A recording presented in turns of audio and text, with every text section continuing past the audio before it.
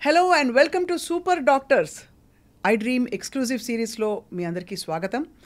Doctors అందరూ సూపరే, కానీ super doctors అంటే ఎవరు అంటే సుదీర్ఘకాలం పాటు అది కేవలం వృత్తిగా మాత్రమే దాన్ని ట్రీట్ చేయకుండా వైద్య వృత్తిని మరో లెవెల్కి తీసుకెళ్ళాలి, సమాజానికి ఏదో విధంగా ఏదో ఒక కృషి చేయాలనే యజ్ఞంలాగా తలపెట్టిన వాళ్ళే మన సూపర్ డాక్టర్స్. ఇవాళ we have a legendary oncologist with us. ఎవరంటే డాక్టర్ రామ్మోహన్ రెడ్డి గారు. ఆంకాలజీతో వారి ప్రయాణం దాదాపు 3 దశాబ్దాల పాటు, అండ్ ఇందులో సర్జికల్ ఆంకాలజీతో పాటు ఇప్పుడు రేడియేషన్ ఆంకాలజిస్ట్గా వారు సుపరిచితులు. అండ్ అత్యధిక బ్రెస్ట్ క్యాన్సర్ స్క్రీనింగ్లు చేసినందుకు గాను గిన్నెస్ రికార్డ్ నెలకొల్పిన ఘనులు డాక్టర్ రామ్మోహన్ రెడ్డి గారు. వారి ప్రయాణం క్యాన్సర్ లాంటి మహమ్మారిని జయించడం ఎలాగా, హోప్ ఉందా, మరి సంఖ్యలు పెరుగుతున్నాయి, ఏం చేయాలి, లైఫ్ స్టైల్ ఎలా మార్చుకోవాలి అన్నీ తెలుసుకుందాం. సార్ స్వాగతం, నమస్కారం. నమస్తే అమ్మా. స్వప్న గారు, సార్ మీ ఇంటర్వ్యూలో రెగ్యులర్గా చూస్తుంటాను. సార్ మీరు you have special I on health care. చాలా సంతోషం. మీలాంటి వాళ్ళ అవేర్నెస్ చాలా ముఖ్యం. ఈ అవేర్నెస్ ఎక్కువయ్యే కొద్దీ క్యాన్సర్ ఇన్సిడెన్స్ కూడా తగ్గించగలం, ప్రివెన్షన్ చేయగలం. అందువల్ల చాలా సంతోషం. ఈ సూపర్ డాక్టర్స్ కార్యక్రమానికి నన్ను పిలవడానికి చాలా సంతోషపడుతున్నాను. సార్ చాలా ఆశ్చర్యకరమైన విషయం ఏంటంటే మీరు నిత్యం ఒక చాలా మహమ్మారి లాంటి రోగంతో డీల్ చేస్తున్నారు. అంటే దాదాపు రోజు ఒక శత్రువుతో పోరాడినట్టే. సో మీ ప్రయాణం ఎలా ఉంది సార్? 30 సంవత్సరాల మీ లైఫ్లో ఏం నేర్చుకున్నారు మీరు? What have you learned? Journey గురించి చెప్పాలంటే, ఈ క్యాన్సర్ వైద్యం చేసేటప్పుడు యాజ్ ఎ జూనియర్ ప్రాక్టీషనర్గా మొదలుపెట్టినప్పుడు అందరి బాధలు ఓ 10%, ఒక 25% ఇంటికి తీసుకెళ్లేవాళ్ళం. మాకు కూడా దిగాలుగానే ఉండేది. యాజ్ ఐ స్టార్టెడ్ ట్రీట్ చేస్తూ ఉండగా ఎంతమందిని ఉపశమనం కలిగగలుగుతున్నాం, ఎంతమందికి క్యూర్ చేయగలుగుతున్నాం. అనవసరమైన డెత్ ఏమైనా మన చేతి మీదుగా అవుతుందా, అనవసరంగా ఎవరు మన చేతికి వచ్చిన తర్వాత, మనం చూసిన తర్వాత బ్రతికించగలిగిన వాళ్ళని కంపల్సరీగా బతికిస్తున్నామా లేదా అనే దాని మీద ఫోకస్ చేసిన తర్వాత దాదాపు 4-5 సంవత్సరాల తర్వాత అనుకోని మరణం సంభవిస్తే తప్ప బాధపడడం మానేసాం. ఓకే, ప్రతిస్పందించడం కాకుండా అసలుగా స్పందించి వైద్యం చేయడం, నయం చేయడం, వాళ్ళకి కావలసిన వసతులు కల్పించడం, వాళ్ళకు ఉన్నంతలో సంపూర్ణంగా నయం చేయడానికి అన్ని ఏర్పాట్లు చూడడంలో ఫోకస్ చేసిన తర్వాత ఆ బాధ ఇంటికి రావడం మానేసింది. విచిత్ర విషయం ఏంటంటే సార్, ఇంత వైద్య పరిశోధన కొనసాగుతూ ప్రపంచవ్యాప్తంగా ఇప్పటికీ క్యాన్సర్కి మూల కారణం ఏంటంటే, సరే జెనెటిక్స్ కొంత చెప్తాము, కొంత లైఫ్ స్టైల్ అంటాను తప్ప ఎందువల్ల దాని మూలం ఏమిటి అని ఒక్క బ్రెస్ట్ క్యాన్సర్, ఒక హెచ్పివి లాంటి సర్వైకల్ క్యాన్సర్ తాలూకు తప్ప ఎందుకు కనుక్కోలేకపోయాను సార్ ఇంతవరకు? కనుక్కోగలిగితే అంత చక్కగా సరైన కారణం, లైక్ పోలియో అనుకోండి, పోలియో వైరస్ వల్ల వచ్చింది, దానికి వ్యాక్సినేషన్ వేసినా నిర్మూలించేసేయగలిగాం. స్మాల్ పాక్స్, చికెన్ పాక్స్, ఇట్లాంటివన్నీ కూడా కరెక్ట్గా ఒకే కారణం ఉంటే దాన్ని సంపూర్ణంగా నయం చేయడం చాలా సులభం. క్యాన్సర్ బై డెఫినేషన్, క్యాన్సర్ గురించి నిర్వచనంలోనే ఏముందంటే, క్యాన్సర్ ఒక వ్యాధి కాదు, ఒక వ్యాధుల సమూహం. ఒక వయసులో రాదు. కడుపులో ఉన్న గర్భస్థ శిశువు దగ్గర నుంచి కాటికి కాళ్ళు చాపిన పెద్దవారి వరకు ఎవరికైనా రావచ్చు. అండ్ అన్ని టిష్యూస్, 3 రకాల టిష్యూస్ ఉంటాయి బాడీలో. ఎపిథీలియల్ టిష్యూ అని, ఎండోథీలియల్ టిష్యూ అని, కనెక్టివ్ టిష్యూ అని. వాటిలోంచి సబ్ డివిజన్స్, రకరకాల టిష్యూస్ ఉంటాయి. ఏ టిష్యూలో నుంచి అయినా రావచ్చు, రైట్. ఏ ఏజ్ అయినా రావచ్చు, ఏ టిష్యూ అయినా రావచ్చు, అండ్ ఏ శరీర భాగంలో అయినా రావచ్చు, రైట్. శరీరానికి సంపూర్ణంగా కప్పిపెట్టిన స్కిన్ మీద కూడా చాలా ఎక్కువ. అదృష్టవశాత్తు మనం ఇండియాలో ఉన్నాం కనుక స్కిన్ క్యాన్సర్స్ మనకు తక్కువ, మెలనిన్ ఎక్కువ ఉంటుంది కాబట్టి మన స్కిన్లో. అవును. మిగతా ఈ తెల్లవాళ్ళు నివసించే ప్రాంతాల్లో అంతా skin cancer has become one of the very common cancers. So మనకు అది లేదు. సో ఈ క్యాన్సర్ అనేది ఒక దగ్గర డిఫైన్ చేయలేం కాబట్టి, ఒక ప్రాంతంలోనే వస్తుంది అని చెప్పలేం కాబట్టి, ఒక టిష్యూ అనే చెప్పలేం కాబట్టి, ఒక సిమ్టమ్ ఉంటే క్యాన్సర్ అని చెప్పరాదు. కానీ సో ఒక గ్రూప్ ఆఫ్ సిమ్టమ్స్ గురించి చెప్పాలి, రకరకాల జాగ్రత్తల గురించి చెప్పాలి. అప్పుడే ఈ క్యాన్సర్ కావచ్చు అని కనీస అనుమానంతో వైద్యుడి వరకు ఈ అనుమానపడ్డ వాళ్ళు వెళ్ళగలుగుతారు. ఆ తర్వాత డయాగ్నోసిస్ ఈజీ ఉంటుంది. దాదాపు ఈ ఒక్క పార్ట్ చక్కగా మనం చేయగలిగితే దాదాపు ఇప్పుడు వచ్చే క్యాన్సర్స్ని 125% తేగలం, 75% ప్రివెంట్ చేయగలం. అది ఇది చాలా పెద్దది. అంటే ఈరోజు ఉన్న పరిస్థితుల్లో భారతదేశంలో ప్రతి సంవత్సరం దాదాపు 15 లక్షల కేసులు డయాగ్నోస్ అవుతున్నాయి ప్రతి సంవత్సరం. కొత్త కేసులు అంటే రోజుకి 4,000 కేసులు అవుతున్నాయి. 9,30,000 మంది చనిపోతున్నారు ప్రతి సంవత్సరం. అంటే ప్రతిరోజు 2,500 మంది చనిపోతున్నారు క్యాన్సర్ బారిన పడి 2,500 మంది చనిపోతున్నారు. కేవలం ఒక్క భారతదేశంలోనే మన దేశం వరకే. మన దేశంలో ఒక చిన్న మంచిగా చెప్పుకోదగిన విషయం ఏంటంటే దాదాపు 18% పాపులేషన్ ఇండియాలో ఉంటే వరల్డ్ పాపులేషన్లో 10% క్యాన్సర్లు ఇండియాలో ఉన్నాయి. సో 18% ఉండాలి. సో మనం ఉన్న జాగ్రత్తలు కావచ్చు, మన ఆహారపు అలవాట్లు కావచ్చు, మనకు ఉన్న అంతో ఇంతో ఉన్న వైద్య పరికరాలు కావచ్చు, వైద్యుల గొప్పతనం కావచ్చు, గవర్నమెంట్స్ చేసే యాక్టివిటీస్ కావచ్చు, వాళ్ళు ప్రొవైడ్ చేసే స్కీమ్స్ కావచ్చు, వీటన్నిటి మూలంగాను దాదాపు ఉండవలసిన దానికంటే 8% తక్కువ ఉందని నేను అనుకుంటాను. చాలా పెద్ద వరం అయితే మన ఐ వుడ్ సే మన వైద్య విధానాలు, మన మూలాలు అన్నిటికంటే మన పునాదులు చాలా గట్టిగా ఉంటాయంటారు కదా సార్. ఏ క్యాన్సర్ ఎక్కువగా మనకి కనిపిస్తుంది భారతదేశంలో? ఇప్పుడు సర్వైకల్ అండ్ బ్రెస్ట్ క్యాన్సర్ మహిళల్లో ఎక్కువగా ప్రబలుతోంది అంటున్నాము. ఇది ఇప్పటికి కూడా అదే వాస్తవమా, లేకపోతే ఇంకేమన్నా కొత్త క్యాన్సర్లు పుట్టుకొచ్చాయా? క్యాన్సర్లు కొత్తగా పుట్టుకురావడం ఏం కాదు, అంతకుముందు డయాగ్నోజ్ కానివి కూడా డయాగ్నోజ్ అవుతున్నాయి, నెంబర్ 1. ఇంకొకటి ఫీమేల్లో తీసుకుంటే అంతకుముందు సర్వైకల్ క్యాన్సరే ప్రిడామినెంట్గా ఉండేది. ఇప్పుడు బ్రెస్ట్ క్యాన్సర్ కూడా ఆ లెవెల్కి వెళుతోంది. ముఖ్యంగా మన ఆహారపు అలవాట్లు మారడం కావచ్చు, సెడెంటరీ లైఫ్ స్టైల్కి రావడం వల్ల కావచ్చు, and high volume of refined sugars తీసుకోవడం కావచ్చు, ఇట్లాంటి వాటితోని వెస్ట్రన్ పాపులేషన్తో సమానంగా మన పాపులేషన్లో కూడా కోలాన్ క్యాన్సర్లు, బ్రెస్ట్ క్యాన్సర్లు రైజ్ అవుతున్నాయి. ఇప్పుడు క్యాన్సర్ ఉంది అనడానికి మామూలుగా మీరు 3 నెలల్లో బాగా బరువు తగ్గారా, ఇంకేదైనా సిమ్టమ్స్ ఉన్నాయా, బాగా అలసట ఫీల్ అవుతున్నారా, ఇలా జనరల్గా కొన్ని చెప్పుకుని తెలుసు సార్. మామూలుగా అసలు ఒక యాన్యువల్ స్క్రీనింగ్ కాకుండా మనకి నిర్ధారించుకోవడానికి మన వెల్నెస్ ఏమేమి ఉంటాయి సార్ సిమ్టమ్స్? మా శరీరంలో ఎక్కడైనా అన్నీ నొప్పి ఉండాలని, అన్నీ ఇబ్బంది పెట్టాలని లేదు. ఇబ్బంది ఉన్నది కానీ, ఇబ్బంది లేనిది కానీ, అసాధారణంగా ఏదైనా అనిపిస్తే వెంటనే చెక్ చేసుకోవడం చాలా ముఖ్యం. శరీరంలో ఎక్కడైనా ఒక గట్టితనం కానీ, గడ్డ కానీ అనిపిస్తే వెంటనే చెక్ చేయించుకోవాలి. అది సాధారణమైనదే కావచ్చు, అసాధారణమైనది నిర్ణయం చేసుకోవాలి కదా, దానికోసం డాక్టర్ని సంప్రదించాలి. తర్వాత ఎక్కడైనా శరీర భాగాల్లో ఏదైనా దెబ్బ తగిలితేనో లేకపోతే ఏదైనా ఇన్ఫెక్ట్ అయితేనో చిన్న అల్సర్ రావడం అనేది సహజం. అలాంటి అల్సర్స్ 2 నుంచి 3 వారాలు మారిపోతాయి. మానిపోకుండా మన శరీరమే దాన్ని నయం చేస్తుంది. మానిపోకుండా లాంగర్ పీరియడ్స్ ఉన్నాయి, 6 వారాలు, నెలలు అయిపోతున్నాయి, అలాగే ఉంది. అది ఏంటి అని ఒక చిన్న బయాప్సీ తీసుకొని చూడాలి కనుక డాక్టర్ని సంప్రదించాలి. దగ్గు, అందరికీ గొంతు రాపులు, దగ్గులు కామన్, సహజంగా వస్తూ ఉంటాయి, పోతూ ఉంటాయి.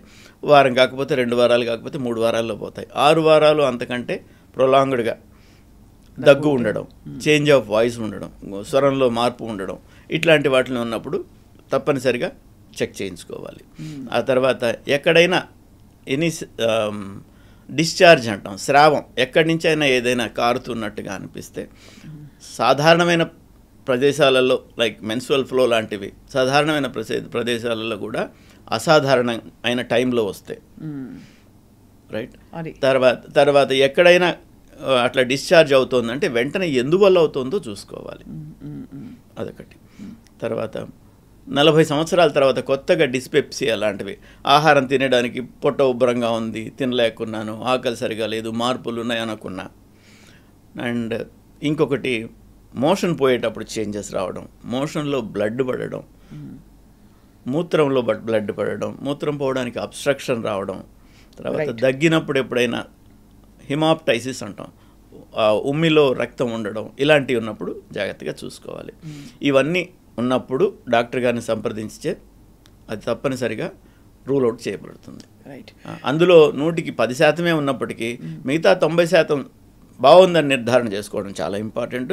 ఈ 10% ఉన్నవాళ్ళు బాగా ఎర్లీగా డయాగ్నోస్ అవుతారు.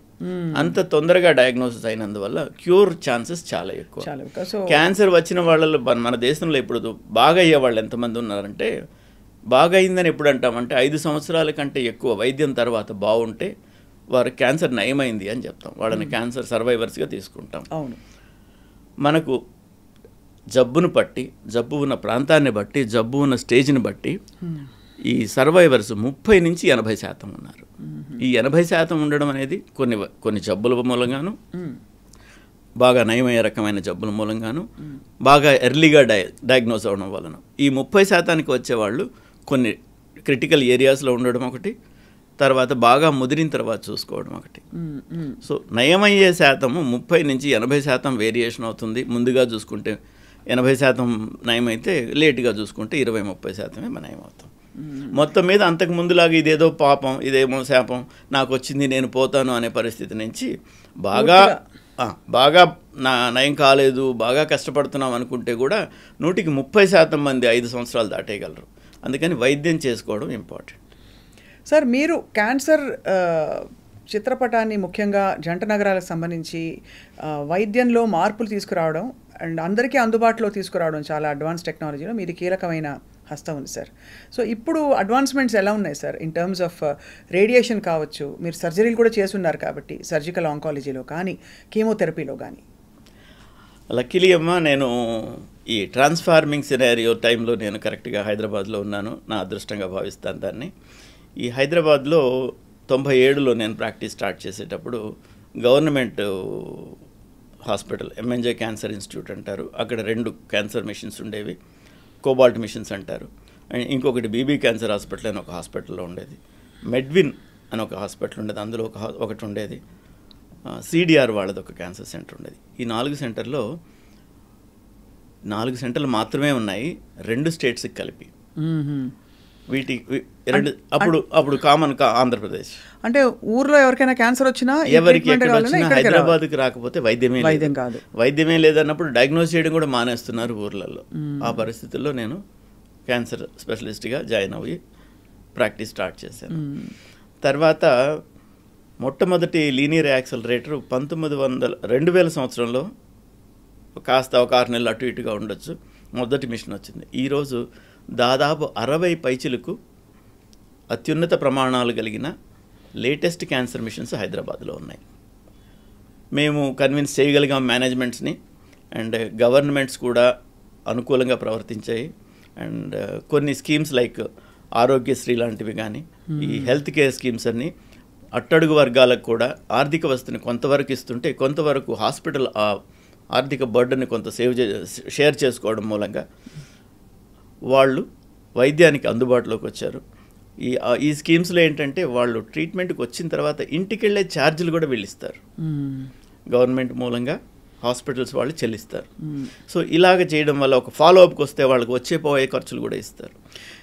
ఈ విధంగా ఉండడం వల్ల ఈ క్యాన్సర్ కేర్ ప్రొవైడర్స్ ప్రైవేట్ సెగ్మెంట్లో కూడా విపరీతంగా వచ్చి ఈరోజు మనం క్యాన్సర్ కేర్కి దాదాపు ఒక హబ్గా తయారయ్యాం. అంతకుముందు బొంబాయిలో కాస్త బాగా ఉండేది, అండ్ చెన్నైలో కాస్త ఉండేది, మిగతా చోట్లంతా నామమాత్రంగా ఉండేది. ఈరోజు ఒక రకంగా చెప్పాలంటే బొంబాయికిను హైదరాబాద్ చెన్నైకి ధీటుగా కొన్ని ఏరియాస్లో వాటిని దాటుకుని మరీ ముందుకెళ్ళిపోయాం. ఈరోజు మన దగ్గర ఎక్విప్మెంట్ ఇది లేదు అని చెప్పడానికి లేకుండా అన్ని ఎక్విప్మెంట్లు హైదరాబాద్లో ఉన్నాయి. అన్నీ ఒక హాస్పిటల్లో లేకపోవచ్చు, వైద్యులకు వసతి ఉంది. మేము ఎక్కడికైనా వెళ్ళి ఏ వైద్యమైనా చేయగలుగుతాం. ఫలానా మిషన్ కావాలంటే ఫలానా హాస్పిటల్ ఉందంటే అక్కడికి వెళ్ళి చేస్తాం కనుక హైదరాబాదు ఈ చుట్టుపక్కల వాళ్ళందరికీ ఒక వరం లాంటిది అది. ఇంకొకటి, ఆఫ్రికా ఖండంలో దాదాపు 50 పైచిలకు దేశాలు ఉంటాయి. వాటి నుంచి దాదాపు 30 దేశాల నుంచి Hyderabad is preferred destination. Hyderabad ముఖ్యంగా క్యాన్సర్ కోసం హైదరాబాద్కి పరిగెట్టుకొచ్చేంత ఉన్నత స్థితికి మెడికల్ కేర్ వచ్చింది. అవును సార్, చాలా గొప్ప పరిణామం అది. అంటే చాలామందిని చూస్తూ ఉంటాం, అన్య దేశస్తులు ఇక్కడికి వచ్చి క్యాన్సర్ హాస్పిటల్, ఇక్కడ బసవతారకం కావచ్చు, ఇంకా ఇతర పెద్ద పెద్ద హాస్పిటల్స్ ఒమేగా కావచ్చు, ఇక్కడ చుట్టూ తిరగడం వాళ్ళు వైద్యం కోసం. సార్, ఈ 15 లక్షల మంది కేసులు మీరు చెప్పారు, ఆ 15 లక్షల మంది డెమోగ్రఫిక్స్ అవి స్టడీ చేసి ఉంటారు కదా, అసలు క్యాన్సర్కి వాళ్ళ స్థితిగతులు. ఎందుకంటే ఒకప్పుడు సినిమాల్లో క్యాన్సర్ అంటే గ్లామరస్ వ్యాధి, యాక్చువల్లీ హీరోకి వస్తుంది, హీరో షాల్వా కప్పుకుని అది కూడా ఒక విధమైన దుఃఖంలో కూడా ఒక గ్లామర్ కనిపించేది. అలాంటి క్యాన్సర్ ఇవాళ అట్టడుగు వర్గాల్లో కూడా ఇది ఏదో ధనికుల వ్యాధి కాదు, అందరికీ వస్తుంది అని అనడానికి, మరియు ఇమ్యూనిటీ అండ్ జీవన పరిస్థితులు వాటికి దగ్గర అనుబంధం ఉన్నట్టు మనకు తెలిసిందా? Do we have any data to suggest that? Data అని కాదమ్మా, ఒక యూనిఫైడ్ డేటా లేదు, కానీ దాదాపుగా ఈ డెమోగ్రఫిక్ స్టడీస్ మూలంగా అయితేమి, ఈ రకరకాల కారణం తెలియనందువల్ల మనం చేసే పరిశోధనల మూలంగా అయితేమి, ఇవన్నీ క్యాన్సర్ హేతువులు అని కొన్ని డయాగ్నోస్ అనుకున్నాం. వాటిల్లో ముఖ్యమైనది టొబాకో. దాదాపు 35% జబ్బులు క్యాన్సర్లు ముఖ్యంగా టోటలీ టొబాకో మూలంగా. ఈ పొగాకుని ఏ విధంగా వాడినా ప్రమాదమే. రైట్. ఈ పొగాకు వాడకపోవడం, అధికంగా ఆల్కహాల్ తీసుకోకపోవడం, ఇవి రెండు చాలా ముఖ్యమైనవి. ఇవి మనం డబ్బిచ్చి జబ్బును కొన్నట్టు. కరెక్ట్. అవును సార్, డబ్బిచ్చి కొనకండి. సో మనకు అట్టడుగు వర్గాల్లో కనిపించే క్యాన్సర్స్ ఎక్కువ మరి పొగాకు రిలేటెడ్ లేదు ఆల్కహాల్ రిలేటెడ్ అని చెప్పచ్చా? ఎందుకంటే మీరు షుగరీ ఫుడ్స్, లైఫ్ స్టైల్, ఇవన్నీ కొంచెం అర్బన్ సెంట్రిక్ ఫినామినా. బట్ రూరల్లో మనకు అంత ఈ మోడర్న్ ఎక్కువ కార్బోహైడ్రేట్స్, షుగర్స్ తినడం లాంటి ఫినామినా ఉండకపోవచ్చు, కష్టపడి పనిచేస్తారు. అయినా రూరల్ స్టేటాలో కూడా మనం క్యాన్సర్ చూస్తున్నాం. ఈ డైకాటమీ ఎలా సార్? దీని మూలంగా ఏంటంటే చెప్పాల్సింది, ఈ వైవిధ్యం ఎందువల్ల ఉంది అంటే, ధనిక వర్గానికి వచ్చే క్యాన్సర్లు విడిగా ఉంటే పూర్ పీపుల్కి వచ్చే వ్యాధులు విడిగా ఉన్నాయి. ఓకే. అప్పుడు వాళ్ళకి అంతకు ముందంతా ఇండియాలో మొత్తం మీద ఇన్ఫెక్షియస్ డిసీజెస్, అంటువ్యాధులు, వీటితోనే ప్రాణాపాయం ఉండేది. ఆ స్టేజ్ దాటేసాం. అవన్నీ నయం చేస్తున్నాం. ప్రపంచానికే వైద్యాన్ని అందించే స్టేజ్కి మనం వచ్చాం. ప్రపంచం మొత్తానికి వ్యాక్సిన్లు సప్లై చేసే స్టేజ్కి మనం వచ్చాం. అవన్నీ తగ్గినందువల్ల ఏమైందంటే మిగతావి cardiac problems, cancer related problems ఎక్కువగా కనిపిస్తున్నాయి. అదొకటి. అండ్ ఏజ్ రిలేటెడ్ ప్రాబ్లం అని కూడా ఒక రకంగా చెప్పవచ్చు. అంటే ఏజ్ పెరిగే కొద్దీ క్యాన్సర్ ఇన్సిడెన్స్ పెరుగుతూనే ఉంటుంది. పెరుగుతూనే ఉంటుంది. అంచేత పుట్టినప్పుడు 9% మందికి నిర్ధారణ అయిపోయినట్టే క్యాన్సర్ వస్తుందని. పుట్టిన ప్రతి 100 మందిలో 9 మందికి క్యాన్సర్ వస్తుంది with age in their life time. ఏదో ఒక స్టేజ్లో 100కి 9 మందికి వస్తుంది. మనకి ఈ రోజు ఉన్న ఇన్సిడెన్స్ల ప్రకారం 9% తక్కువేం కాదు, మనకున్న పాపులేషన్కి చాలా ఎక్కువ వస్తుంది. సో మీరు ఇప్పుడు ఆహారం గురించి మనం మాట్లాడుకున్నాం. సో వాళ్ళకు ఉండే జబ్బులు వేరే, వీళ్ళకు ఉండే జబ్బులు వేరే. ఆహారం చేసుకోవాలి. ఎక్సర్సైజ్, వాళ్ళు బై డిఫాల్ట్ ఎక్సర్సైజ్ చేస్తారు, బావిలో నీళ్లు చేస్తారు, పొలం పనులు చేసుకుంటారు, అన్నీ చేసుకుంటారు. సో దానికి రిలేటెడ్ వాళ్ళకి రావు. వాళ్ళ ఆహార పదార్థాల్లో సరిపోయేంత రోయేజ్ అంటే డైటరీ ఫైబర్ ఉంటుంది. డైటరీ ఫైబర్ ఉంటుంది కనుక కోలానిక్ క్యాన్సర్స్ వాళ్ళకు ఉండవు. బ్రెస్ట్ క్యాన్సర్స్ తక్కువ, శ్రమపడి పని చేసుకుంటారు కనుక బ్రెస్ట్ క్యాన్సర్స్ తక్కువ. అన్హైజీనిక్గా ఉండడం ఇట్లాంటి మూలంగా సర్వైకల్ క్యాన్సర్స్ కొంచెం ఎక్కువ. అది టొబాకో యూజ్ చేయడం వల్ల టొబాకో రిలేటెడ్ క్యాన్సర్స్ ఎక్కువ. లంగ్ ఓరల్ క్యాన్సర్స్ ఎక్కువ. అయితే అది అంటే క్యాన్సర్ మొత్తం మీద క్యాన్సర్ ఇన్సిడెన్స్ మార్పు లేదు, కానీ వ్యాధుల డిస్ట్రిబ్యూషన్ మారుతుంది. ఓకే. కానీ స్టేట్ మీరు చెప్పినట్టు సార్, వచ్చిన వాళ్ళకి డబ్బులు ఇచ్చి కూడా పంపించడం అన్నది ఒక నాన్ కమ్యూనికబుల్ డిసీజ్కి ఇలాగా ఇన్వెస్ట్ చేయడం గొప్ప విషయమే. ఎందుకంటే కమ్యూనికబుల్ డిసీజెస్ అందరికీ వచ్చేస్తుంది, వాళ్ళ తలకాయ నొప్పి స్టేట్ కని ఆలోచించడం వేరు. కానీ దీన్ని ఇంత ముందుకు తీసుకెళ్లడంలో మీలాంటి వాళ్ళు ముందుండడం సార్ చాలా మేలు చేసింది. ఈ విషయంలో ఒక డాక్టర్, ఒక ముఖ్యమంత్రి అయితే మనసు 10 నిమిషాలు దాని మీద పెడితే ఎంత సాధించవచ్చు అనే దానికి రాజశేఖర్ రెడ్డి గారు మహోన్నతమైన వ్యక్తి. వారు ఎగ్జాంపుల్ అమ్మా. వారు గనక ఈ ప్రాజెక్ట్ చేసి ఉండకపోతే, రాజీవ్ ఆరోగ్యశ్రీ అనే ప్రాజెక్ట్ చేశారు. ఈరోజు ఆ ప్రాజెక్ట్ని వరల్డ్ వైడ్ స్టడీ చేస్తున్నారు. నేషనల్ వైడ్ కూడా కొంచెం రూపాంతరం చెందించి మోడీ గారు కూడా మంచి యాక్టివిటీ తీసుకుని ఎక్కువ మనీని అలొకేట్ చేస్తూ క్యాన్సర్ నిర్మూలించాలని వారు కూడా కంకణం కట్టుకున్నారు. అండ్ దేశాల నుంచి ఈ ప్రాజెక్ట్ స్టడీ చేసేందుకు ఎంతోమంది వచ్చి వెళ్తున్నారు. In some form or the other వెళ్తున్నారు. ఇంకొక ముఖ్యమైన విషయం ఏంటంటే, గవర్నమెంట్ ₹1 ఖర్చు చేస్తే లెక్కల ప్రకారం ఎంత ఉందో నాకు తెలియదు, కానీ నా ఉద్దేశం 25 పైసలు ఎండ్ యూజర్కి చేరుతుంది. This is one project. ఇందులో 95 పైసలు చివరి ఎవరు వాడుకుంటారో వాళ్ళకి చేరుతుంది. 5 పైసలు మాత్రమే ఈ దారి ఖర్చులు అవుతుంది. ఎవరు ఎక్కడ ఒక్క పైసా ఇది చేయడానికి లేదు. అనెథికల్గా చేయడానికి కానీ, మోసం చేయడానికి కానీ అవకాశాలు బాగా అరుదు. దాని సూపర్వైజింగ్ సిస్టమ్ కూడా అంత బాగుంది. ఇలాంటి హెల్త్ సిస్టమ్స్ కానీ స్టార్ట్ అయితే అన్ని స్టేట్స్లో అయితే ఈ ఇన్సిడెన్స్ని తగ్గించవచ్చు. ఇంకొక బాధాకరమైన విషయం, దాన్ని జాగ్రత్త చేసుకోవాల్సిన విషయం ఏంటంటే, వైద్యం చేయడానికి ఉన్న ఉబలాటం డాక్టర్కి కానీ, పొలిటీషియన్స్కి కానీ, ప్రైవేట్ హాస్పిటల్స్కి కానీ, గవర్నమెంట్ హాస్పిటల్స్కి కానీ వైద్యం చేయడానికి ఉన్నంత ఉబలాటం వైద్యానికి పేషెంట్ రాకుండా చేయాలి, జబ్బు రాకుండా చేయాలి అనే దాని మీద లేదు. ఒకవేళ దాని మీద ఫోకస్ చేస్తే ఇప్పుడు మనం ఖర్చు చేస్తున్నంతలో 4వ వంతు ఖర్చు చేస్తే కూడా ఈ ఇన్సిడెన్స్ ఆఫ్ 4,000 క్యాన్సర్లు ప్రతి సంవత్సరం వస్తున్నాయి అంటున్నాను కదా, ప్రతిరోజు 4,000 క్యాన్సర్లు వస్తున్నాయి. దాన్ని 1000కి తీసుకెళ్ళగలం. ఓహో, అంటే ప్రివెన్షన్ మీద దృష్టి పెట్టి, ఒక ఎడ్యుకేషన్, ఒక ప్రివెన్షన్, ఇవి రెండింటి మీద దృష్టి పెడితే 4,000 నుంచి 1000కి చేయగలం. అంటే మనకు ఉన్న వైద్య పరికరాలు, ఫెసిలిటీస్ ధారాళంగా సరిపోతాయి. ఇప్పుడు సరిపోవు, చాలు బొటాబొట్టి. హైదరాబాద్లో అన్నీ ఉన్నాయి, ముఖ్యమైన పట్టణాల్లో అన్నీ ఉన్నాయి, కానీ ముఖ్యమైన పట్టణాల్లోనే రావు కదా క్యాన్సర్లు. అదే కదా, మారుమూల ప్రాంతాల్లో కూడా వస్తాయి. 1 మిలియన్ పాపులేషన్కి 1 మిషన్ కావాలి, మనకు అన్ని లేవు. ఇప్పుడు ఉన్నవి ఇన్సిడెన్స్ తగ్గిస్తే ఆటోమేటిక్గా సరిపోతాయి. అవును సార్, మీరు అన్నది ఇందులో కూడా యాక్చువల్లీ నిజానికి మీరు లీడ్ తీసుకుని 2790 breast cancer screenings in single day కదా సార్. దానికోసమే మీకు గిన్నెస్ రికార్డ్ ఒక అరుదైన ఒక బిరుదు వచ్చింది ఆ రోజు సార్. జస్ట్ ఐఎమ్ క్యూరియస్, ఈ 2000 ఒక బృందం ఒక్కనే కాదమ్మా, ఒక బృందం అందరం కలిసి చేయగలిగింది అది. అండ్ అది చేయడానికి ఏంటంటే మేము ఇంకో 1000 మంది ఎక్కువే చేసాము. బట్ వాళ్ళు కౌంట్ చేసే విధంగా మేము డ్రోన్ పిక్చర్స్ పంపించాలి, సూపర్వైజ్ చేసేదానికి వచ్చి ఉంటారు. అలాగ పంపించడానికి ప్రైవేట్ పార్ట్ ఎగ్జామినేషన్, దానిలో కొంత కవర్ చేయాలి, కొంత చూపించాలి. సో అలాగ చేయగలిగింది మేము ఆ నంబర్ చేయగలిగాం. అంతకంటే ఇంకో 1000 మంది ఎక్కువే చేసాం. They could not count on the videos. So when you say screening sir, it includes mammogram and self breast examination. Self examination ఒకటే ఫోకస్ చేసామమ్మా. అందులో ఏమవుతుందంటే చేసిన తర్వాత అనుమానం ఉన్న వాళ్ళందరినీ విడిగా తీసుకుని వాళ్ళకి మ్యామోగ్రఫీలు, ఫర్దర్ టెస్ట్లు, ఫైన్ నీడిల్ ఆస్పిరేషన్ సైటాలజీ చేసి అందులో డిటెక్ట్ అయిన వాళ్ళకి దాదాపుగా ఉచిత వైద్యం అందించగలిగాం. అప్పుడు చాలా గొప్ప విషయం sir. Sir I'm just curious, ఆ రోజు ఎన్ని కేసులు బయటపడ్డాయి? అంటే ఇది ర్యాండమ్గా ఒక 3000 మంది వచ్చి మీ దగ్గర స్క్రీనింగ్ చేయించుకున్నారు. వాళ్ళే షాక్ అయిన వాళ్ళు చాలా మంది ఉంటుంటారు కదా. చిన్నబాబు గారని గ్రేస్ హెల్త్ కేర్ ఫౌండేషన్ తరఫున పనిచేస్తారు వారు. అండ్ ఇంకో 2-3 సంస్థలు అక్కడ very good number of sisters, health care assistants, వీళ్ళందరం కలిసి చేసింది అది. ఆ రోజు దాదాపు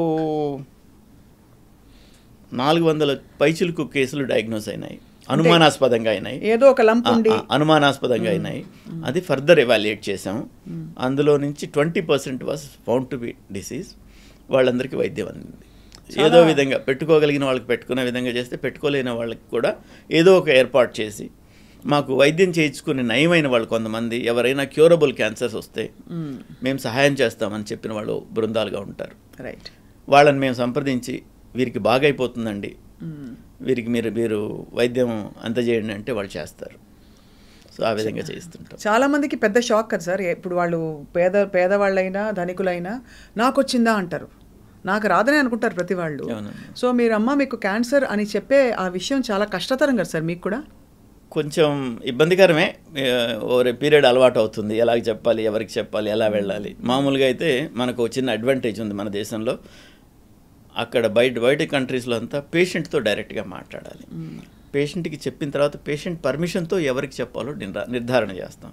మనకేంటంటే పేషెంట్ తరఫున డాక్టర్లు కొంత ముందడుగు వేసి వాళ్ళ తరఫున కొంతవరకు ఆలోచన చేసి ఎవరికి ముందు చెప్పాలో నిర్ణయం చేసే అధికారం ఉంది.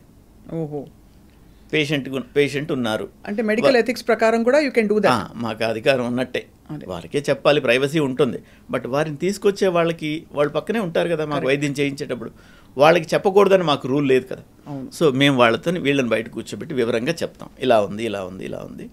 వారికి చెప్పకుండా కాదు, వాళ్ళకి మెల్లగా చెప్దాం. మీన్ వైల్ ఫర్దర్ ఇన్వెస్టిగేషన్స్ చేస్తాం. 2 సార్లు 3 సార్లు క్యాన్సర్ హాస్పిటల్ చుట్టూ తెలిస్తే వాళ్ళకి అనుమానంగానే ఉంటుంది. అప్పుడు చెప్తాం, ఇలా ఉంటుందమ్మా, ఇలా బాగా తగ్గుతుంది, ఇది తగ్గుతుంది, ఇలా ఉంటుంది, ఇలా చేస్తామని చెప్తాం. వాళ్ళకి అప్పటికి అర్థం చేసుకునే ఓపిక శక్తి వస్తాయి. కొన్ని ఇన్సిడెంట్స్లు ఉన్నాయి, క్యాన్సర్ అని డయాగ్నోజ్ చేయగానే ఎక్కడి నుంచో దూకి చనిపోవడాలు కూడా చూసాం. మీరు చూసారా సార్ మీ కెరియర్లో? సో చూసాను. హైదరాబాద్లో కూడా ఒక సంఘటన జరిగింది. నా మిత్రురాలు, నా సహ విద్యార్థి అమెరికాలో జీవిస్తూ అడ్వాన్స్డ్గా డయాగ్నోస్ అయిందని ఒక ఫ్రోజన్, ఆల్మోస్ట్ ఫ్రీజింగ్ టెంపరేచర్స్లో ఉండే రివర్లోకి కార్ డ్రైవ్ చేసుకుని చనిపోయింది. That is the time when I started thinking, being more passionate towards curing. So disturbing sir. అవునమ్మా. ఎందుకు సార్ అంత అంత ఎందుకు గుండె జారిపోతుంది అంటే డాక్- అమ్మో ఇది నేను పడలేనా? అదే కాదమ్మా, జబ్బుకి నువ్వు డాక్టర్వా పేషెంట్వా తెలియదు. రైట్. నేను డాక్టర్నని నేను నిర్లక్ష్యం చేస్తే ఎలాగా? బాడీ మాట్లాడుతుంది, బాడీ చెప్తుంది ఇబ్బంది ఉంది, ఇక్కడ నొప్పిగా ఉంది, ఇక్కడ గడ్డగా ఉంది, ఇక్కడ తేడాగా ఉంది అని చెప్పినప్పుడు మనం దాని మాట విని ఎందుకుంది, నాకెందుకుంది, ఎలా ఉంది అని ఏంటని సంప్రదించాలి. నేను డాక్టర్నే అనుకుంటే నువ్వు డాక్టర్ అయితే దానికేం తెలుసు, డాక్టర్ అయితే దానికేంటి, కాకపోతే దానికేంటి. సో ఆవిడ నిర్లక్ష్యం చేశారా సార్ కొంత సిమ్టమ్స్ అనే అనుకోవాలమ్మా. ఆ కాలంలో నాకు టచ్లో లేరు వారు. నేను విన్నదాన్ని బట్టి అడ్వాన్స్డ్ డయాగ్నోసిస్ అయినందువల్ల ఇంకా ఎలాగో ఇలాగే ఉంటుంది కదా అనుకున్నారు. అండ్ మనకులాగా ఒక రకమైన మానసికమైన సహాయం కానీ ఒకళ్ళ మీద ఒకళ్ళు డిపెండ్ అయ్యి ఆధారపడేందుకు కానీ ఇక్కడ అవకాశం అక్కడ బయట కంట్రీస్లో ఉండదు. వారి భర్త లేకపోతే వాళ్ళ పిల్లలు, అంతకుమించి వాళ్ళకి ఏ విధమైన సహాయం అందదు. భారం కాకూడదని కూడా చాలామంది ఇలాంటి అన్నీ ఉంటాయి కదమ్మా. ఇప్పుడు ఒకళ్ళుగా ఆలోచన చేసినప్పుడు ఇప్పుడు ఒక కిలో బరువు తీసుకోండి, చేతిలో పట్టుకోండి, కిలో బరువే సహాయం, దానికి ఏం అక్కర్లేదు. సాయంత్రం దాకా పట్టుకుంటే తెలుస్తుంది, అదే ఒక టన్ అవుతుంది. సో వాళ్ళు ఒక్కళ్ళే ఉన్నప్పుడు ఇలాంటి జబ్బు గురించి వాళ్ళు అలా ఆలోచన చేస్తారు. చాలా ప్రచండ వేగంతో దాన్ని పెద్ద చేసేసుకుంటారు, విపరీతమైన ఎక్కువగా ఊహించేసుకుంటారు. అందులో ముఖ్యంగా డాక్టర్ కనుక ఏముంటాయి ఎలా ఉంటాయని తెలుసు కాబట్టి వాటిని అన్నీ మ్యాగ్నిఫై చేస్తారు. ఇప్పుడు మనకు వైద్యంలో మనం వైద్యం చేసే మందుల్లో వాంతులు అరికొట్టేదానికి మందు ఉంటుంది, దాని మీద సైడ్ ఎఫెక్ట్లలో వాంతి రావడం కూడా రాసి ఉంటుంది. అది రైట్. సో సైడ్ ఎఫెక్ట్స్ ఎప్పుడో ఏదో వచ్చేదాని గురించి ముందుగా తీసుకోవడం కరెక్ట్ కాదు. మీరు అన్నీ చెప్తూనే ఉంటారు, ప్రివెంట్ అవ్వాలి, చూపించుకోవాలి, అన్నీ చెప్తూనే ఉంటారు, మీడియాలో మేము చెప్తుంటాము. అయినా ఇంకా స్టేజ్ 4 వచ్చేవాళ్ళు కామన్గా ఉన్నారు, స్టేజ్ 3 వచ్చేవాళ్ళు కామన్గా ఉన్నారు. 97తో పోల్చుకుంటే 1997తో పోల్చుకుంటే ఇప్పుడు స్టేజ్ 4లు 3లు బాగా తగ్గాయి. అంతకుముందు ఎవరైనా ఎక్కడైనా బయట ప్రయాణంలోనో ఎక్కడో దగ్గర ఎవరైనా తారసపడి నమస్కారం డాక్టర్ గారు అంటే వాళ్ళు ఏం చెప్తారో వార్తని భయపడేవాళ్ళం. ఏ 6 నెలలకో 3 నెలలకో చనిపోయారు, వచ్చి తిడతాడా, ఏమంటాడు, ఏమైందో వాళ్ళ పేషెంట్కి, ఇలాంటివి ఉండేది. ఇప్పుడు అలా కాదు, సర్వైవర్స్ చాలా ఎక్కువ ఉన్నారు. నేను చెప్పాను ఇందాక మీకు ఇన్సిడెంట్స్ అప్పుడు చెప్పాను, 4,000 ప్రతి సంవత్సరం డయాగ్నోజ్ అయితే 2,500 మంది చనిపోతున్నారంటే 1,500 మంది బతికుంటున్నారు, 1,500 మంది లాంగ్ పీరియడ్ ఉంటున్నారు. వాళ్ళందరూ కూడా ఫర్ ఎగ్జాంపుల్ నా దగ్గర ఉన్న పేషెంట్స్లోనే తీసుకుంటే పసి బిడ్డలతో వచ్చి ఈ బిడ్డలు ఎలాగా అనుకున్న వాళ్ళందరూ వాళ్ళకి పెళ్ళిళ్ళు అయ్యేంత వరకు జీవించారు, ఇంకా కూడా జీవిస్తున్నారు. కొంతమంది ఆ తర్వాత చనిపోయినప్పటికీ వాళ్ళ ఫ్యామిలీకి వాళ్ళు చేయాల్సిన పనులన్నీ సంపూర్ణంగా చేసుకుని పోతున్నారు. ఇందులో మేము ఉన్నందుకు మేము సంతోషపడతాం. ఖచ్చితంగా సార్, డెత్ ఇస్ ఇన్ఎవిటబుల్. మనం అంటే వ్యాధి వచ్చినా రాకపోయినా ఏదో టైంలో వెళ్ళిపోవాలి. కానీ మీరు అన్నట్టు బాధ్యతలు సంపూర్ణంగా మనం వచ్చిన పర్పస్ నెరవేరిన తర్వాత అకాల మరణానికి దూరం చేయగలిగితే అంతకంటే అదొక విజయమే ఒక విధంగా చూసుకుంటే. సార్ మీరు అత్యంత ఘనతగా చెప్పుకునే ఒక కేసు మాతో పంచుకోండి సార్. ఎలా అయితే ఇప్పుడు మీరు మీ మిత్రులను చెప్పారు, ఆయన జీవించే ఉన్నారు కనుక ఆయన పేరు చెప్పనండి. పర్లేదు సార్, దగ్గర మిత్రుడు, విషయం చెప్పండి అంతే. దగ్గర మిత్రుడు ఒక పేరున్న ఒక వైద్య హాస్పిటల్కి వెళ్ళారు. వారు రొటీన్ స్క్రీనింగ్ చేయించుకున్నారు. దాదాపు తాటికాయ ప్రమాణంలో పొట్టలో ఒక గడ్డ ఉంది. డాక్టర్ గారు అక్కడ చూశారు, స్క్రీనింగ్ చేశారు, రివ్యూ ఆఫ్టర్ 6 months అని రాసి పంపించారు. ఈ రివ్యూ ఆఫ్టర్ 6 months ఎవరు వస్తుందంటే అండి, హెల్త్ స్క్రీనింగ్లని పెట్టిన వాళ్ళందరూ ఏం చేస్తున్నారంటే దాని మీద మానసికంగా ఫోకస్ లేకపోవడం వల్ల దాన్ని వివరంగా పట్టించుకోవట్లేదు. అదేదో ఒక ఇన్కమ్ సోర్స్ లాగా చూస్తున్నారు. నువ్వు చేసావు, అన్ని ఇన్వెస్టిగేషన్స్ చేసావు, అయిన తర్వాత you should read it properly. తాటికాయ అంత గడ్డలు ఉంటే 8 ఇంచులు, తాటికాయ అంటే 7 నుంచి 8 ఇంచుల సైజు ఉన్న గడ్డ పొట్టలో ఉంటే ఫాలోఅప్కి రమ్మని రాశారు అదే హాస్పిటల్లో. ఎందువల్ల అంటే ఒక వయసైన జూనియర్ డాక్టర్ని పెడతారు. వయసైన జూనియర్ డాక్టర్ నోట్ చేసుకోండి అమ్మా. ఎంబీబీఎస్ డాక్టర్లలో పోస్ట్ గ్రాడ్యుయేషన్కి వెళ్ళిపోయే వాళ్ళం చాలామంది ఉంటాం. అవును, కొంతమంది అక్కడ ఆగిపోతాం. వాళ్ళల్లో సీనియర్స్ని చూసుకుని వీళ్ళు బాగా చూస్తారు అనే ఉద్దేశంతో హాస్పిటల్ నియమిస్తుంది. వాళ్ళు బాగా చూడకపోవచ్చు, వాళ్ళు చదువుకుని వదిలేసిన దగ్గర ఆగిపోయి ఉండొచ్చు. వాళ్ళు చదువుకుని వదిలేసిన దగ్గర ఆగిపోయి ఉంటే ఈరోజు వచ్చిన టెక్నాలజీ కానీ శాస్త్ర పరిణామం కానీ వాళ్ళకి తెలియదు. అది చూసి బయటకు పొమ్మనంటే ఆయనకి తెలియదు, సంపూర్ణంగా తెలియదు. ఈయన ఏంటి అంత పెద్ద హాస్పిటల్ చూసిందని ఈయన వచ్చేసాడు. మనం అనుకుగానే ఉంటాం కదా. నేను తెలిసినప్పటికీ మామూలుగా ఆయన నన్ను డ్యూటీ డాక్టర్ అనుకున్నాడో ఏమనుకున్నాడో తెలీదు. ఏదో రోజు మాట వరుసకి రిపోర్ట్స్ చూపించారు. రిపోర్ట్స్ చూసి ఇది ఇలా ఉందండి, తాటికాయ ప్రమాణంలో గడ్డ ఉంది మీకు, అది ఏంటని తప్పనిసరిగా చూసుకోవాలంటే అంత పెద్ద హాస్పిటల్ వాళ్ళు చూశారు, అంత పెద్ద హాస్పిటల్లో చెయ్యంది నువ్వు చెప్తావా నాకు? So he did not believe. నేను చెప్పింది నమ్మకమే లేదు. దాని తర్వాత కాదండి, అక్కడ పేరున్న డాక్టర్లు వాళ్ళు ఉన్నారు, వీళ్ళు ఉన్నారని 3-4 పేర్లు ఆ హాస్పిటల్ వాళ్ళకి చెప్పి వాళ్ళని వెళ్ళి కలవండి, వాళ్ళని కలిస్తే మీకు న్యాయం జరుగుతుందని చెప్పాను. వెళ్ళి కలిశారు. వెంటనే ఆపరేషన్ చేయాలని చెప్పారు డాక్టర్ గారు. ఆపరేషన్ చేసే పరిస్థితి లేదు నాకు తెలుసు. ఉన్నాయి ఇన్వెస్టిగేషన్స్ వాళ్ళు చేసినవే నా దగ్గర ఉన్నాయి, నాకు ఒక కాపీ ఉన్నందువల్ల. లేదు. ఎందుకు లేదు సార్? అంటే మరీ పెద్దగా ఉందనా గడ్డ? అది సుపీరియర్ మీసెంట్రిక్ ఆర్టరీ అని ఒక చాలా పెద్ద ఆర్టరీ అమ్మ, ఇంటెస్టైన్స్కి సప్లై చేస్తుంది. ఓ, అది ఇన్వాల్వ్ అయ్యి ఉంది, దాని చుట్టూ ఉంది.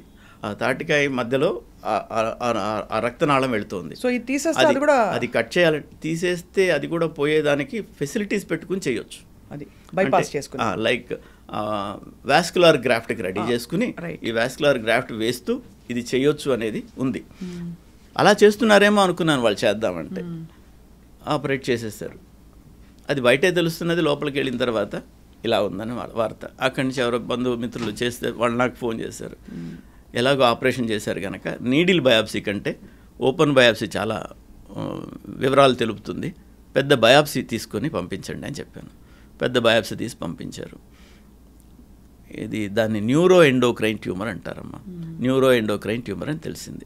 ఆ న్యూరో ఎండోక్రైన్ ట్యూమర్కి అంత సైజులో ఉన్నప్పుడు ఆపరేషన్ చేయలేని పరిస్థితుల్లో ఆల్టర్నేట్గా ఏం చేయొచ్చు అని చూస్తే కొంచెం కీమోథెరపీ ఇవ్వడం వల్ల ప్రయోజనం ఉంటుందని తెలిసింది.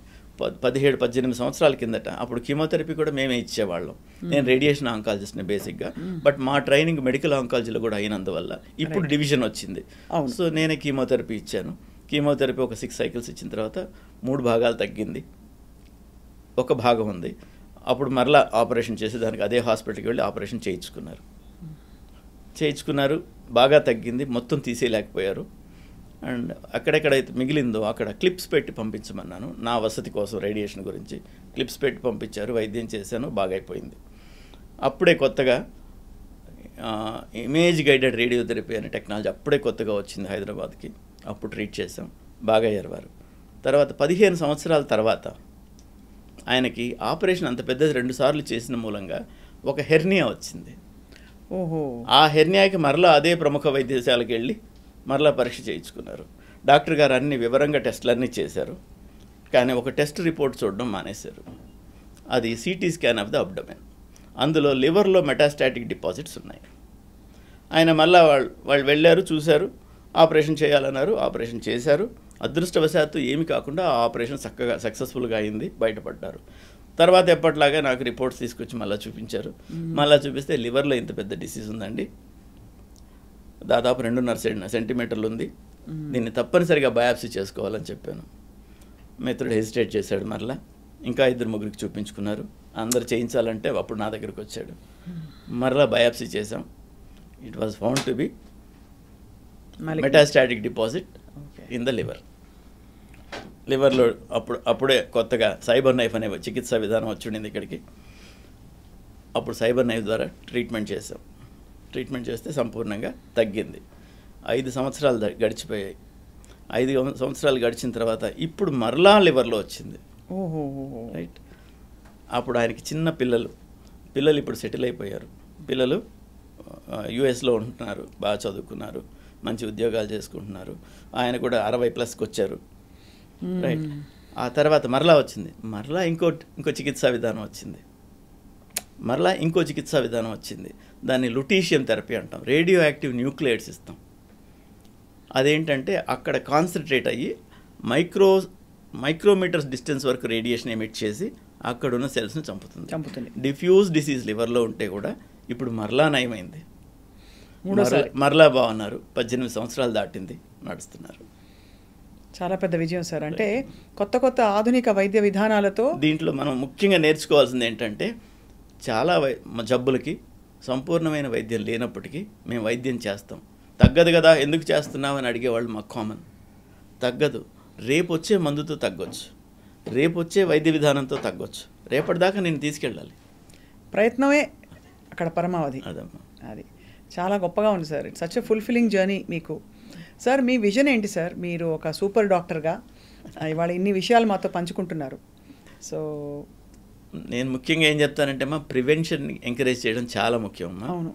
నేను నా ఈ అనుభవాలతో వివిధ దేశాలలో నేను వైద్యం చేసిన అన్ని చోట్ల నాకు ఇన్విటేషన్స్ వస్తున్న మూలంగా I'm working on their health care schemes. Because మనం ఆఫ్రికా దేశంలో చాలా ఆఫ్రికా ఖండంలో చాలా దేశాలలో మనం 1980లో ఎలా ఉన్నాం, 85లో ఎలా ఉన్నాం, అలా ఉన్న వాళ్ళు ఉన్నారు. అవును సార్. రైట్. ఇంకా కరెంట్ లేదు, ఇంకా లాస్ట్ ఎండ్ చివరి విలేజ్కి బస్సులు లేవు, 20 కిలోమీటర్లు 30 కిలోమీటర్లు వస్తే తప్ప మెయిన్ రోడ్డు కనపడదు. ఇలాంటి దూరాలలో ఉన్నాయి. వాళ్ళంతగా వాళ్ళ జర్నీ స్టార్ట్ చేసి కంప్లీట్ చేసుకోవాలంటే వాళ్ళకి 50 ఏళ్ళు పట్టొచ్చు. మనం ఇన్వాల్వ్ అయితే 5 నుంచి 10 ఏళ్లలో చేయగలుగుతాం. అది ఎంకరేజ్ చేస్తున్నాను, నా వల్ల అయితే చేస్తానమ్మా. సో ప్రపంచం అంతా వసుధైక కుటుంబం. ఇవన్నీ మనం గీసుకున్న గీతలు గోడలే. మనకు ఇంకా మనం చేయాల్సినవి ఉన్నాయి. బట్ గవర్నమెంట్లు యాక్టివ్గా పార్టిసిపేట్ చేస్తున్నాయి కనుక మన గోల్స్ మనం త్వరలోనే రీచ్ అవుతామని నేను అనుకుంటున్నాను. చివరిగా సార్, పసరు వైద్యాలు ఇవన్నీ ఇంకా నమ్మకాలు కంటిన్యూ అవుతున్నాయి. క్యాన్సర్ వస్తే ఆకు వైద్యం చేస్తే పోతుంది రాచపుండుకి అని కానీ, సరే ఇంకా ఇతర థెరపీలు, ఆక్సిజన్ థెరపీ, ఓజోన్ థెరపీ, రకరకాల ఆల్టర్నేటివ్ వచ్చేసాయి sir. What is your opinion about that? అమ్మా, టోటల్గా నేను కొట్టేయలేను, కానీ నేను దాని గురించి కామెంట్ చేసేంత మిగతా వైద్య విధానాలలో నాకు నాలెడ్జ్ లేదు కనుక నేను కొట్టేను, తప్పనిసరిగా అనుసరించమని చెప్పను. 2 ఉన్నాయమ్మా. ఒకటి, రకరకాల వైద్య విధానం. ఇప్పుడు అలోపతి అంటాం మా వైద్య విధానాన్ని. అలోపతి అంటే ఏంటో తెలుసమ్మా? The other problem. The other problem అంటే ఇది వైద్యం అన్నట్టే లేనే లేదు. దాని మీనింగ్ తీసుకుంటే ది అదర్ ప్రాబ్లం. వేలికి ఇన్ఫెక్షన్ వచ్చింది అనుకోండి, ఆ ఇన్ఫెక్షన్ ఎక్కువైతే చనిపోతారు. యాంటీబయాటిక్స్ లేని రోజుల్లో ఆ వేలు తీసేసేవాళ్ళు. అదర్ ప్రాబ్లం నిలబడిపోయినట్టే కదా. వేలికి వచ్చిన వాళ్ళు ఇన్ఫెక్షన్ ఎక్కువై చనిపోయే శాతం 5% ఉంటే వైద్యం చేయాలంటే 100%కి వేలు పోతుంది. అవును. So that is the reason for coining this name. అప్పుడు అన్ని వైద్య విధానాలు ఉన్నాయి, ఇప్పుడు ఉన్నాయి. అందులో నుంచి ఈ అలోపతి వాళ్ళు ఏం చేశారంటే, చాలా ముఖ్యంగా చాలా నోటబుల్ పాయింట్ ఇది. ఒక పసరు ఉంది, అందులో ఏది యాక్టివ్ ప్రిన్సిపల్, యాక్టివ్ ఇంగ్రీడియంట్ ఏంది, ఆ పసర్లన్నీ వీళ్ళు అనలైజ్ చేశారు. అనలైజ్ చేసినాక ఇది మాలిక్యూల్ అన్నా కూడా ఆ మాలిక్యూల్ని ఐడెంటిఫై చేశారు. దాన్ని ట్యాబ్లెట్ గానో ఇంజెక్షన్ గానో ఎలా బాడీలోకి పంపించడం సులభం ఉంటుందో అలా చేశారు. దాన్ని 100 మందిలో పరిశోధనలాగా చేశారు. 100 మందికి ఫలానా జబ్బున వాళ్ళకి ఇది ఇచ్చారు, వాళ్ళలో ఎలా ఉంది. మిగతా అందరూ ఒప్పుకోరు కదా, మిగతా 100 మంది వైద్యం తీసుకోలేదు, వాళ్ళు ఎలా ఉన్నారు. కంపారిటివ్ స్టడీ చేసినందువల్ల ఇందులో బాగా అవుతుంది అనుకున్నప్పుడు ఇది బాగుంది, దీన్ని ఫర్దర్ ఎంత డోస్ ఇవ్వాలి, ఇలాంటివన్నీ పరీక్షలు యానిమల్స్లో వాటిలో అంతా చేసి కరెక్ట్గా అలోపతి వైద్యం అబ్జర్వ్ చేసుకుంటుంది. ఇలా ఎన్నో మందులు ఆయుర్వేదం నుంచి అలోపతిలో ఉన్నాయి. సో అలాగ అన్ని సిస్టమ్స్ నుంచి కూడా ఉండొచ్చు. నాకు ఆయుర్వేదం ఇక్కడ జరిగేది మనం చూస్తున్నాం కనుక కొన్ని చెప్పగలుగుతున్నాను. మిగతా అన్ని వైద్య విధానాల నుంచి అంతో ఎంతో వస్తుంది. రైట్. ఇవన్నీ తీసుకుని ఎదుగుతూ వెళ్తోంది ఇది. ఈ ఆయుర్వేదం వీటికి వచ్చేటప్పటికి ఏమవుతుందంటే, ఆయుర్వేదం గురు శిష్య పరంపర. శిష్యుడు దాని గురించి శ్రద్ధ లేకపోతే పోతుంది. అవును. ఫ్యామిలీలో వస్తుంది, కుటుంబంలో తండ్రి గారు చేశారు, నువ్వు చేసింది నేను చేయను నాన్న అని వెళ్ళిపోయి కొడుకుంటాడు. ప్రతి వాళ్ళకి వాళ్ళు సంపూర్ణంగా నేర్పించాలని లేదు, వాళ్ళు నేర్పించినా వీళ్ళు నేర్చుకోవాలని లేదు. అలాగ అవన్నీ క్షీణించిపోతున్నాయి. మిగతా వైద్య విధానాలు క్షీణిస్తుంటే ఇవి బలపడుతున్నాయి. అండ్ ఇంకొకటి, వైద్యంలో ముఖ్యంగా ఇది వైద్య విధానం అని చెప్పాలంటే మనం కంట్రోల్డ్ స్టడీస్ చేసి నిర్ధారణ చేసి ఉండాలి. Clinical trials. ఈ నిర్ధారణని రిప్రొడ్యూసబుల్గా ఉండాలి. మరలా మీరు వైద్యం చేస్తే కూడా ఈ ఆ కండిషన్లో అదే ఫలితం రాబట్టగలగాలి. అప్పుడు దాన్ని శాస్త్రీయ వైద్య విధానంగా అంటాం. సో ఇప్పుడు ఎవిడెన్స్ బేస్డ్ మెడిసిన్ అంటాం. ఆ ఎవిడెన్స్ బేస్డ్గా చేయగలిగినప్పుడు అది అలోపతి అవుతుంది. అవును. అన్ని పతులు ఒక పతి అయిపోతున్నాయి కనుక ఇది విపరీతంగా పెరుగుతుంది. ఒక లైఫ్ టైం సరిపోదమ్మా అల్లోపతి ఒక్కటి నేర్చుకోవడానికి. మరి ఇవన్నీ ఎక్కడ నేర్చుకుంటాం? చాలా అంటే నొప్పింపక తానవ్వక అన్నట్టుగా మీరు అసలు ఎక్కడా కూడా వేరే ఇతర వైద్య విధానాల్ని విమర్శించకుండా చాలా సముచితంగా చెప్పారు డాక్టర్ రామ్మోహన్ నేను కొన్ని చెప్తాను వినండి. భారతదేశంలో విషపూరితమైన పాములు 5%, 95% విషం లేని పాములు. పాము కాటికి చనిపోయే వాళ్ళు చాలా ఎక్కువ శాతం. 5% పాములు అయితే పాము కాటులలో 5% చనిపోవాలి కదా. భయం, పాము కాటేసిందని ఒక్క నిజమే చాలు వాళ్ళకి చంపడానికి. సో వాళ్ళందరూ ఊర్లో ఉన్న వైద్యుడికి మంత్రగాడి దగ్గరికే వెళ్తారు. వాళ్ళందరికీ ఆయన మంత్రం వేస్తాడు, వైద్యం ఇస్తాడు, తీర్థం ఇస్తాడు, ఏదో చేస్తాడు. రైట్, 95 మందికి నయం అవుతుంది. వాళ్ళకి ఆ నమ్మకంతోనే 95 మందికి నయం అవుతుంది. ఈ 5% చనిపోతారు. దీనిలో ఇంకో ప్రాబ్లం, ఈ అలోపతి వాళ్ళకి ఇంకోటి ఏంటంటే ఈ 5% హాస్పిటల్కి వస్తారు. ఈ 5%లో 90% చనిపోతారు. బికాజ్ అక్కడ టైం డిలే అయ్యింది. అది ఈ పాము కాటు గురించే చెప్పాలంటే కూడా ఈ స్నేక్ వీనం దొరుకుతుంది. పిహెచ్సిలో కూడా అది అవైలబుల్ చేస్తే they can be cured. Most of them పాము కాటు తర్వాత 10 vials ఆఫ్ పాలివీనం ఇచ్చేస్తే మోస్ట్ ఆఫ్ మన దగ్గర 3-4 విష సర్పాలు, వాటికి సరిపోయిందంతా వ్యాక్సిన్ ఉంది కనుక. వ్యాక్సిన్ కాదు, విషానికి విరుగుడు ఉంది. విషానికి విషమే విరుగుడు అంటారు. అదే పెద్దవాళ్ళు అనేవాళ్ళు పూర్వం. కానీ చాలా ఫ్యాసినేటింగ్గా ఉంది సార్ మీ ప్రయాణం. అండ్ మీ ప్యాషన్ అయితే it really makes you a super doctor. Because ఏదో సాధించాలే చాలేదు అని అనుకుని ఏదో స్టేజ్లో అందరూ మీరు ఇంకా ఇతర దేశాలకు వెళ్ళి మనం వైద్య విధానాల్ని ప్రవేశపెట్టి వాళ్ళందరికీ అందుబాటులోకి తీసుకురావాలనే మీ సంకల్పం తప్పకుండా నెరవేరాలి సార్. మీ యజ్ఞంలో ఎక్కడో అక్కడ మీ అందరం భాగం అవుతామని ఆశిస్తున్నాం. థ్యాంక్ యూ మా. ఈ అవేర్నెస్లో మీరు అందరూ పార్టిసిపేట్ ఆల్రెడీ చేస్తున్నారు. ఇంకా కూడా లైక్ నేనేమంటానంటే ఈ క్యాన్సర్ కీమోథెరపీలు ఇస్తాం, సైడ్ ఎఫెక్ట్స్ వస్తాయి. ఎఫెక్ట్స్ వదిలేసి సైడ్ ఎఫెక్ట్స్ని హైలైట్ చేస్తున్నారు. అది మానేయాలి. అవును, ఎఫెక్ట్స్ని హైలైట్ చేయండి. సైడ్ ఎఫెక్ట్స్ ఎలాగ వస్తాయి? వాళ్ళకి వచ్చే వరం జీవితం.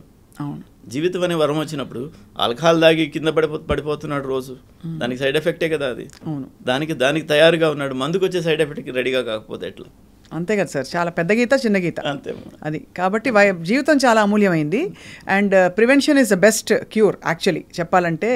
ముందే వెళ్ళి మనం పరీక్ష చేసుకుని ఫస్ట్ అసలు ఎవరికి రాకూడదు. జెనెటిక్గా అందరికీ ఆ పాసిబిలిటీ ఉంటుంది కాబట్టి సరే ఏదో పరిస్థితుల వల్ల సంభవించినా ఇవాళ క్యాన్సర్ని ఖచ్చితంగా నయం చేసుకోవచ్చు సరైన డయాగ్నోసిస్తో అని చెప్పి మీరు మరోసారి భరోసా ఇచ్చినందుకు డాక్టర్ రామ్మోహన్ రెడ్డి గారు ధన్యవాదాలు సార్. నమస్కారం. థ్యాంక్ యూ స్వప్న గారు. ఈ సూపర్ డాక్టర్ ప్రోగ్రామ్కి నన్ను పిలిచినందుకు చాలా సంతోషం. మొదటగా నాతోనే స్టార్ట్ చేస్తున్నందుకు ప్రోగ్రామ్ చక్కగా నడవాలని, మీరు అందరికీ అవేర్నెస్ తీసుకురావాలని ఆకాంక్షిస్తున్నానమ్మా. Thank you sir.